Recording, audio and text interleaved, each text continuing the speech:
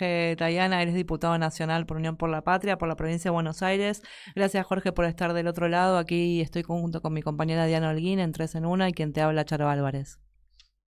No, gracias a ustedes por el llamado. Jorge, estábamos ahí haciendo un pequeño repaso de algunas de las cuestiones que se estuvieron dando en esta semana en la Cámara, que tienen que ver, por un lado, con la interpelación a la cual no se logró quórum, y por otra parte, los proyectos que se votaron en el día de ayer. Y queríamos, bueno, conocer un poco Sí, tu opinión y, en primer lugar, qué lectura haces del quórum que no fue, digamos, cuando antes quizás se había hablado de que por lo menos muchos legisladores habían planteado por redes y demás que les parecía una indignación total, que iban a acompañar y demás. Y bueno, sí. sucedió lo que vimos, ¿no? ¿Cuál es tu lectura con respecto a eso?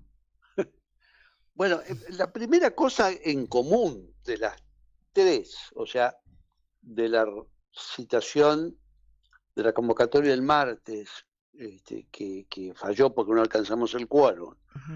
más las dos cosas que se votaron el miércoles y que salieron aprobadas con el voto del oficialismo y sus aliados, que es pagarle 171 millones de dólares a fondos buitres, no se sabe por qué, y después aprobar el super rígido, las tres cosas, la verdad que habría que resumirlas en dos palabras, una vergüenza, una vergüenza. La verdad que todo es una vergüenza eso. Pero bueno, eso es lo que nos tiene acostumbrados el gobierno. Ujú.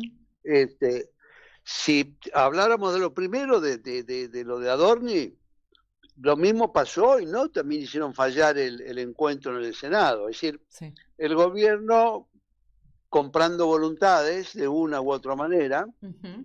logra desarmar y alargar y tratar de normalizar la permanencia de jefe de gabinete de un delincuente confeso, porque lo mejor de Adorni es que más allá de su denuncia por enriquecimiento ilícito y las mentiras y bueno, y toda esa plata que maneja y que es obvio que no puede explicar de dónde la sacó y que inventa cosas distintas, además de todo eso, lo más interesante es que él en televisión, cuando reconoció que había omitido la verdad en las declaraciones juradas, cometió un delito, es un delito tipificado en el Código Penal, se llama omisión maliciosa en declaración jurada, que vos no podés hacerla, tiene una pena de 2 años cada una de ellas. O sea,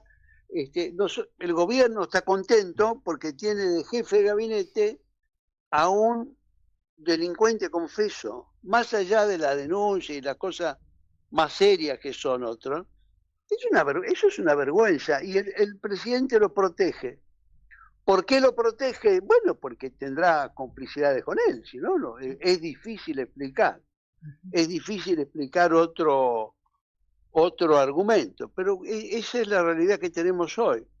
Un ejecutivo que tiene Libra, que tiene el 3% y que tiene Adorni. Bueno, esas son las tres personas principales del gobierno. Para ir a otro nivel, tenemos que encontrarlo con el ministro de Economía, que Claro, es un fugador serial de deuda, y eso parece ser menos delictivo que más dinero, digamos. Bueno, totalmente. lo que digo es Sí. bastante escandaloso lo de Adorni y toda la maniobra del gobierno para normalizarlo y aprovechar el mundial, ¿no? Aprovecha el Ujú. mundial, sigue el fútbol, la gente está un poco en otra cosa. Y lo de Adorni ocupa menos espacio. Recién le acaba de ganar Ecuador-Alemania, lo Ah, que es iba una uno a gran uno. sorpresa. Ujú. Así que imagínate con ese triunfo hay para hablar de acá mañana tranquilo y después sigue el fútbol. O sea que con eso piensan estirarlo y no sé con qué idea, no sé si con la idea de mantenerlo y tenerlo ahí, lo cual es un absurdo porque entonces el gobierno no funciona, no hay jefe de gabinete. El jefe de gabinete es una persona importante, sobre todo porque el presidente tampoco ejerce presidente. Es decir, el presidente Claro. está en Olivos, se preocupa por viajar, se deprime, escribe tweets, hace otras cosas, pero no se ocupa de trabajar de presidente. y ahora se fue, ¿no? Está en España, creo. Sí, Claro. está en España y después va a Y Estados Unidos. porque quiere ir a la fiesta del 4 de julio, ¿no? Exacto, sí. Quiere, Es su quiere, agenda. porque son lindos los fuegos artificiales. Yo viví varios años en Washington y debo decir que los fuegos artificiales del 4 de julio son muy lindos. Ahora, que el presidente tenga que ir por eso ya me parece un poco exagerado. Sí, digamos. claro. Bueno, me parece que quizás en términos viejos, si queremos, pero no por eso obsoletos, desde un lugar bastante Sí, Payo. sí, payo, digo, y desde la perspectiva colonialista, ¿no? Sí. Un ladero. Jorge, yo te quería preguntar dos cosas. Me abriste Sí. el panorama internacional, pero estaba dudando estaban dudando en preguntarte. Uno de los temas que están también, digamos, en la agenda nacional es el tema de la hidrovía. Sí. Bueno, hay que tratar de llamarla la vía troncal, ¿no? Ajá, O llamarlo Río Paraná, porque el Río Paraná tiene exacto, nombre. exacto. Porque el asunto, es cierto que hay un tratado que se llama el Tratado de la Hidrovía, Ujú. pero el concepto de hidrovía da mucho una idea equivocada, y hay algunas personas, por ejemplo, Mempo Giardinelli, que trabajó mucho en Sí, contra de esto, y Mempo de palabras y de escribir sabe, sí, sí, Ujú. sí. y él lo que dice es una cosa muy cierta, dice, el concepto de hidrovía da así la imagen de como una autopista de agua por donde en vez de pasar autos pasan barcos, ¿no es cierto? Sí. Ujú. Y la verdad es que el río no es eso, el río Paraná es mucho más que eso, primero es un río, o sea, Ujú. tiene un cauce, tiene peces, tiene fauna, tiene flora, tiene playas, tiene costados, tiene puertos, tiene todo un movimiento, y además es el río Paraná, la cuenca del Plata, como se llamaba antes, Ujú. es una de las zonas fundamental de la Argentina, de Totalmente. su producción, de su integración, de su historia. Nosotros fuimos fundados primero en Buenos Aires, después lo de Mendoza fracasó, se fueron a Asunción, después tuvo que venir de allá el fundador en 1580, vino de Asunción a Buenos Aires. O sea, el río Paraná y los 5 países de la Cuenca del Plata Ujú. tienen una importancia extraordinaria. Y más allá, y además no solo histórica, geográfica y productiva, sino que incluye muchas cosas. No solo es la gran comunicación del sur, de la entrada a América. El Río de la Plata, ¿por qué se llama Río de la Plata? Porque los españoles, conquistadores o descubridores, creían que por ahí se iba a llegar subiendo al Cerro Rico de Potosí, al Cerro de Plata de Claro. Potosí. Por eso es el Río de la Plata. No llegaron, se equivocaron, llegaron a las cataratas del Iguazú, Asunción, y el otro le quedaba del otro lado de la selva y había que ir al altiplano. Pero no estaban tan mal orientados. Pero lo que quiero decir es, esa es la vía de entrada a Sudamérica. Ujú. Es la vía de entrada a buena parte de lo que es la Argentina. Entonces, transformar todo eso, que además es una zona viva, con personas, con naturaleza, con todo, en una autopista, es una manera de reducirlo y es una manera de someterlo a los intereses económicos de las exportadoras de granos, que manejan los 5 puertos grandes en la provincia de Santa Fe, sobre el Paraná, y a las empresas que son las que hacen el tráfico internacional, ¿no es cierto? Tanto de Sí. granos como de contenedores. Y Y eso que acaba de suceder, que es la adjudicación de la autopista, de la licitación, es muy mala la licitación, es ujú. muy mala. Pero no es mala porque lo diga yo, que me interesa el tema, pero finalmente pues decir, Ujú. no, es un aficionado, es un político, es Ujú. de la contra, siempre ve todo mal.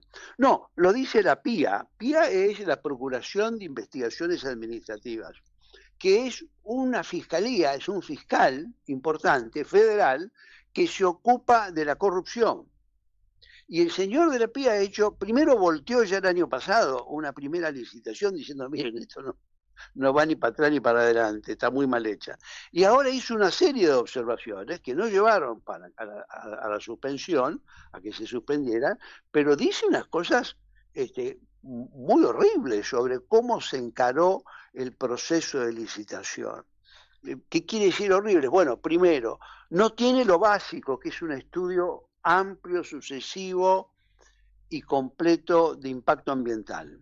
Vos no podés hacer una licitación por 25 más 5, 30 años, en donde decís que vas a profundizar el río, que tiene 34 pies hoy de dragado, a 44 pies, es decir, 10 pies más, 3 metros más, sin hacer un estudio, porque si Claro, vos sacás los depósitos de abajo, eso va a alguna parte. claro. No solo tenés que saber dónde vas a ponerlo, sino que tenés que saber qué va a pasar con el río. Por ejemplo, en Entre Ríos ya hay ríos, riachos que se tapan por los sedimentos que vienen del río Paraná Ujú. y tapan la salida del riacho. Entonces no tienen agua fresca y tienen que conseguir agua de otro lado. Además, tenés una serie de cuestiones serias. ¿Dónde vas a poner los sedimentos? Claro. ¿En qué lugar? Yo ¿Qué vas a quería, hacer con los humedales? sí, Sí, Jorge, yo quería saber, en relación a, cuando iniciamos la nota, planteabas que había tres cosas en común en lo que estábamos sí, hablando, que era una que era vergüenza, la las tres. vergüenza, ¿no? Pero también creo, o Sí, quizás quería saber si estabas de acuerdo, que hay cosas en común en el RIGI, en lo que estamos hablando de la hidrovía y en lo que tiene que ver con lo que se votó con respecto a los fondos buitres, que tiene que ver con la pérdida de soberanía, ¿no? Y en ese sentido, claro. quería Bueno, saber, quería preguntarte, más allá de que de este gobierno, digamos, no me extraña, no nos extraña, pero ¿cuál sería una propuesta quizás de un gobierno peronista posible en un futuro que piense estas cuestiones desde otro lugar? bueno, son cosas distintas, ¿no? Sí. Primero, es cierto, si uno lo mira del tema de la soberanía, este gobierno no hace más que regalar soberanía, pues no es ni Ujú. siquiera que le entrega a cambio de mucho. Es decir, Ujú. Claro. puede ser en el tema de la licitación, pero si vemos, ayer estuve en la discusión horas del tema del RIGI, y lo del RIGI es a cambio de la nada misma. Ujú. Bueno, o de plata, no sé, pero digamos, es de la nada misma. Sí, pero Es para una cuestiones serie de personales, digamos. ventajas para los sí, porque para otra cosa no se ve. Es una serie de ventajas que se da a inversores de no sabe qué cosa, ni Ujú. cuándo van a llegar, ni cuánto van a costar, ni en qué condiciones se van a dar. Vos cuando das un beneficio, está bien recibir inversiones, ¿verdad? Las Ujú. inversiones las Sí, tenés que sí. recibir Ujú. a cambio de algo y a cambio de un plan. Bueno, mire, yo quiero que usted me arregle esto que está roto, entonces me lo arregla de esta manera y vamos a hacer una salida por acá, una entrada por acá, o va a funcionar acá. Nada, todo eso no está. El concepto básico es que este gobierno regala soberanía. Ahora, ¿cuál es el pequeño problema?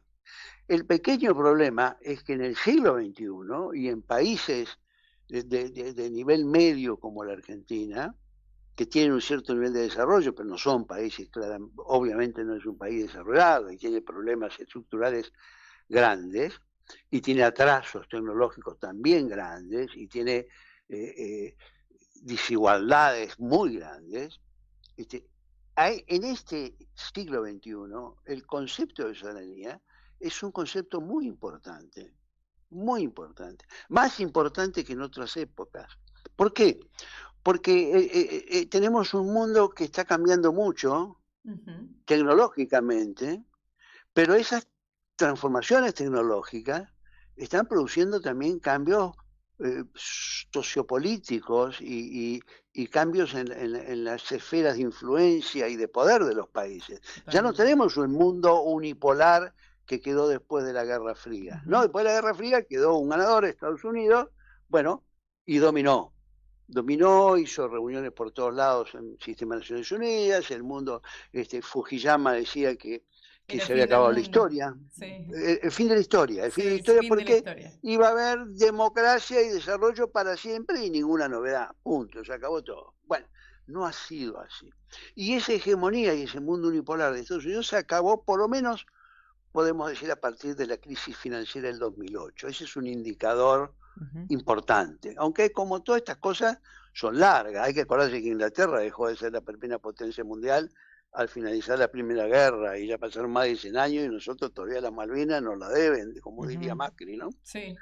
O sea que no es que vos dejás el primer puesto y te fuiste a tu casa y perdiste todo. No, los procesos de declinación y de las grandes potencias y de un hegemón como ha sido Estados Unidos es un proceso largo. Fíjate el hecho que acaba de tener, que es la evidente derrota en la guerra en el Golfo Pérsico, y es un país, el más importante del mundo, que junto con Israel son derrotados por Irán. Exactamente. O sea, vos te das cuenta que ese es otro ejemplo. El gran hegemón, bueno, no puede hacer lo que se le ocurre, ni puede hacer una cosa que hizo desde el fin de la guerra hasta ahora, que era el control y dominio de los mares.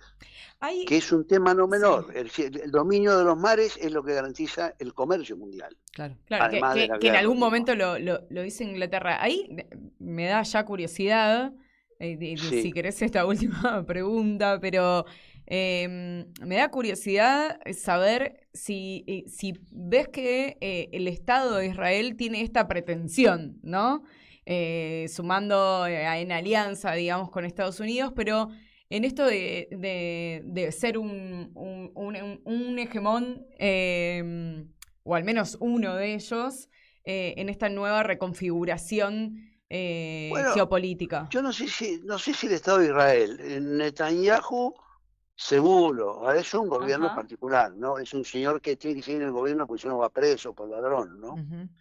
Tiene un pedido de captura. O sea, mientras él siga primer ministro, tiene elecciones, si las gana, seguirá, y tiene toda esta idea, con apoyo de la extrema derecha, del gran Israel, ¿no? De un Israel que se expande. Exacto. Y que se queda con el Líbano, y que se queda con parte de Siria, y bueno, esa visión. Ahora, lo que pasa es que esta guerra que ha habido, y que iniciaron Estados Unidos y Israel por iniciativa de Israel, porque Israel decía que de nuevo estaban con la bomba atómica y que había que sacarlo, bueno, resulta que lo único que ha logrado es, bueno, primero mostrar que Estados Unidos falla en dominar los mares, no puede dominar el paso por el estrecho de Hormuz, que estaba abierto antes de empezar la guerra, y ahora todo el lío es reabrir el estrecho de Hormuz. Si parece una película cómica, es decir, claro, está abierto el estrecho de Hormuz, hacemos la guerra y el problema es que hay que abrir el estrecho de Hormuz. El estrecho de Hormuz estaba abierto. No solo va a quedar abierto, sino que además te van a cobrar ahora los iraníes. Están en una mejor posición. Con Omán, en Omán, que eran sus enemigos. Claro. O sea, bueno, entonces lo que está pasando es eso, que se ha producido una diferencia importante entre Israel y Estados Unidos, y yo creo que esa diferencia va a crecer, porque lo que se ha mostrado en esta guerra es que los intereses de una potencia que se comienza a replegar sobre su propio territorio y sobre América Latina, y ese es un problema que es otro capítulo, pero es nuestro, digamos. Exacto. Eso. Pero de allá se va alejando, incluso porque ahora es el mayor productor de petróleo del mundo, más que Arabia Saudita y más que Rusia, ¿no? Estados Unidos. O sea, el tema petróleo para Estados Unidos ya no es tan relevante, y lo que resulta es que esa zona, que era una zona donde la seguridad la daba Estados Unidos, es decir, si vos sos Qatar o Emiratos, cuando vos vas a Dubái o vas a Doha, que por ahí los argentinos fueron a ver el Mundial allá en Doha, y veías todo eso maravilloso, y los edificios y las islas artificiales, todo eso, vos decías, bueno, ¿cómo se sostiene esto? Bueno, se sostiene porque hay mucho gas, mucho petróleo, y hay una garantía. Qatar, por ejemplo, tiene la principal base de ejército norteamericana en el Golfo Pérsico. Bahrein tiene la principal base... Sí, se fue. Lo que ha pasado ahora es que resulta que Qatar, Omán y Arabia Saudita han comprendido, bueno, Estados Unidos no nos garantiza la seguridad. Claro. Así que mejor nos distanciamos. Entonces van a buscar un camino de menor dependencia con Estados Unidos, no van a arreglar con Israel, y en un tiempo van a arreglar con Irán. Claro. Eso es lo que va a pasar, con el que tiene una rivalidad histórica. El día que Arabia Saudita arregle con Irán, el Golfo Pérsico se ordenó a partir de dos rivales históricos. O sea, en términos políticos, lo de la guerra de del Golfo Pérsico, la guerra que desataron Estados Unidos e Israel contra Irán, ha sido un desastre para muchas vidas que se perdieron, para mucha infraestructura que se destruyó, pero sobre todo desde el punto de vista político ha sido una derrota para Estados Unidos y para Israel. Claro. Te queremos agradecer, Ay, Jorge. Jorge, un día no querés venirte al piso. Necesitamos preguntarte muchas cosas. No? Pero porque bueno, me quedó la pendiente la la región latinoamericana con lo que decías de Trump mirando, digo, el Keiko Fujimori, la Priela, las próximas elecciones en Brasil. Necesitamos hablar de estos temas. ¿Cómo no? Dale. ¿Cómo no? Sí, vamos, hagámosla. ¿Cómo no? Muchísimas gracias. Vamos a contar con ese compromiso para una próxima en el piso. Te agradecemos mucho, Jorge, por esta oportunidad de hablar contigo. No, gracias a ustedes. Un saludo. Gracias. Estábamos hablando con Jorge Tayana, diputado nacional de Unión por la Patria por la provincia de Buenos Aires, y nos vamos a una breve tanda con nuestro sponsor oficial, Lipo, y volvemos ya con una entrevista en piso. Lipo, los caramelos y chupetines que eligen hace 50 años los argentinos. Ahora podés coleccionar los productos Maradona. 8 latas coleccionables con todos los equipos donde estuvo Dios. Seguinos en redes @LipoArgentina y conocé cómo adquirir nuestros productos. ¿Querés arrancar la mañana bien informado? InfoSiberia, las noticias en tu celular. Manda un mensaje de WhatsApp al 1128679078 y recibilo gratis todas las mañanas. Vos sos la única que me haces feliz cuando nadie te dice la verdad. InfoSiberia, las noticias en tu celular. No seas como